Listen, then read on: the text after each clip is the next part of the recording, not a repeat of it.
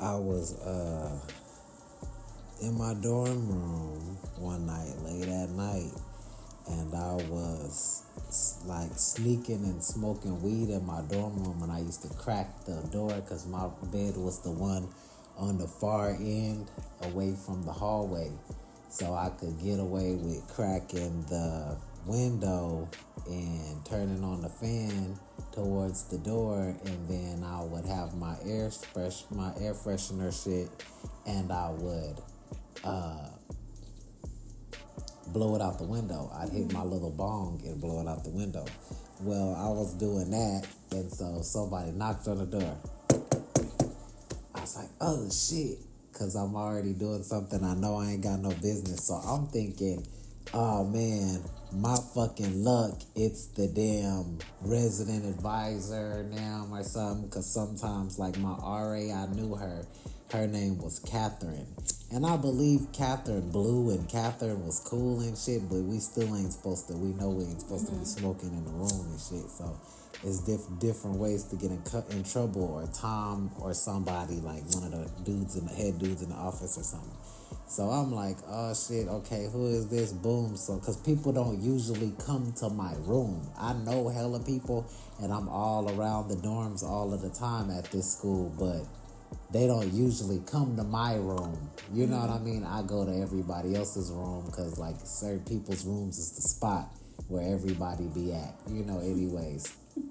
And bouncing around rooms and out between that and outside in the courtyard. And we had this big ass, like, commons area with these couches and sectionals and big flat screen, and everybody be sitting there playing their video games and just lounging out there and stuff too.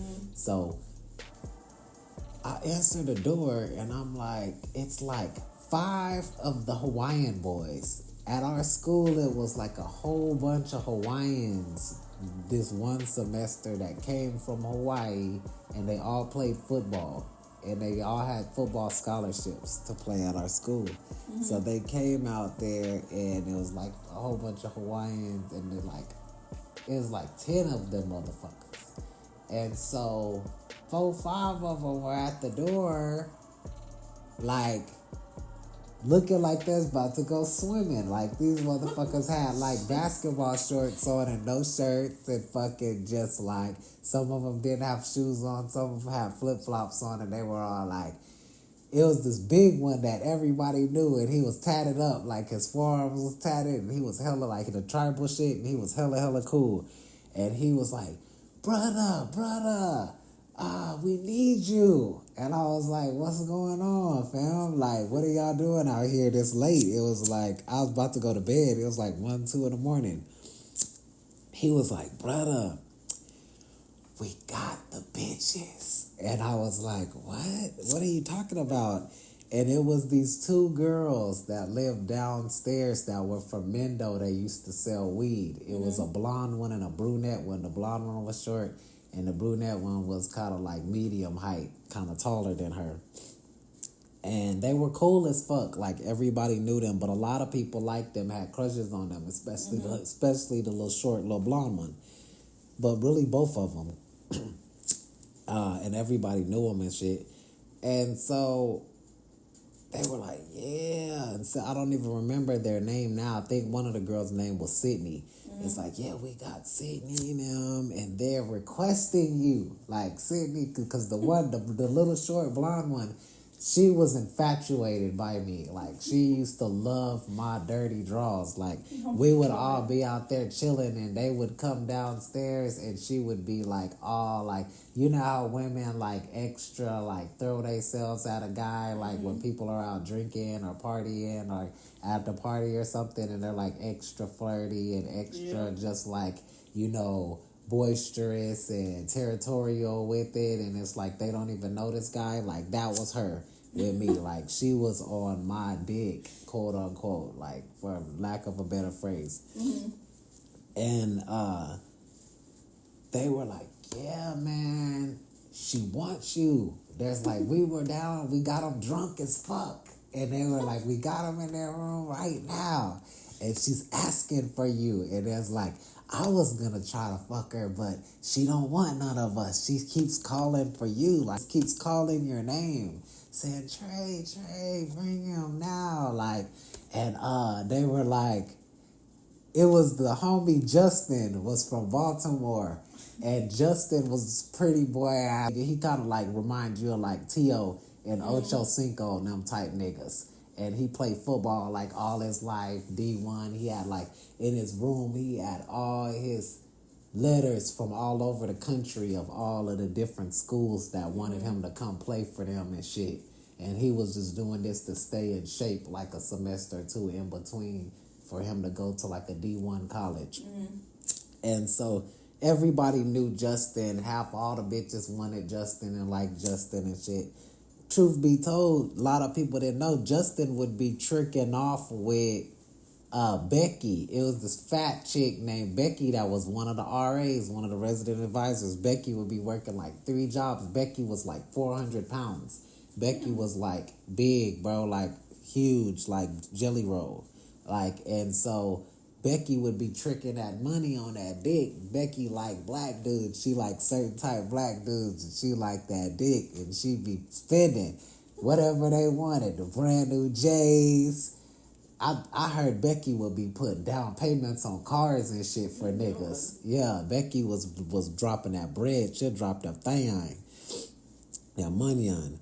So anyways, Becky sat up and well, fuck Becky. Back to what happened that night. The whole, cause I'm getting off subject, cause this is all type of shit was going on at that school. So Justin, they had went and got Justin. I guess the brunette one, I don't remember her name.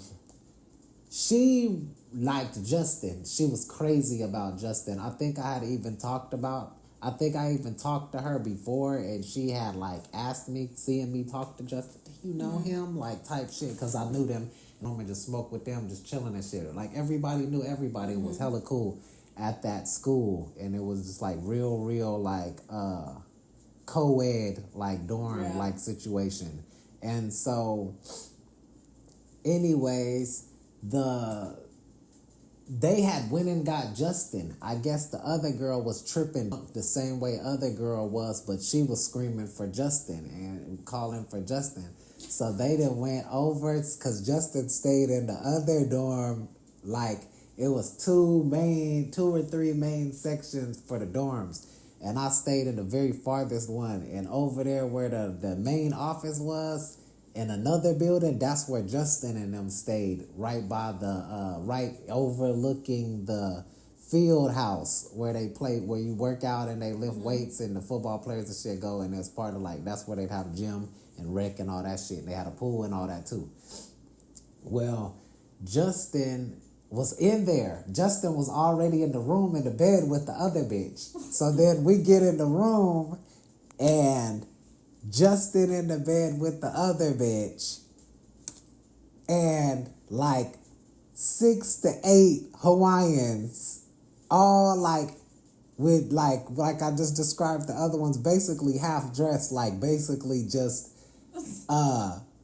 basketball shorts on, you know, because they're just sitting there and you just walk in the room and you see all their eyes glare under the minimal light, like you know how the animals and shit, when the light in the dark, like they pupils dilate and it looks like kind of like scary, like they like predatorish. Like it was like that. They were like glaring, like their eyes were gleaming. You just see a whole bunch of sets of eyes like, and then they were just standing over here like by the wall. On here, like the doors over here on the right side of the room. And you walk in the door and it's like the bathroom and shit, and you come in just like kind of like a hotel. But when you walk straight in, it's the wall continues and it opens up to the room. You know what I'm saying? And it's like beds and the counters, like, because we had like desks and shit like that connected to the beds, and it's all like this matching wood shit. And so they're over in the beds, and the dudes are lined on this wall as soon as you walk in, like all the way to the window, because it's like I said, it's like 6 to 8 of these motherfuckers, all different sizes and heights, big ones, little short ones, And they are in there, and you can tell that they are trying to make that train happen with their life. They were trying to make that train happen with everything that they motherfucking had in them.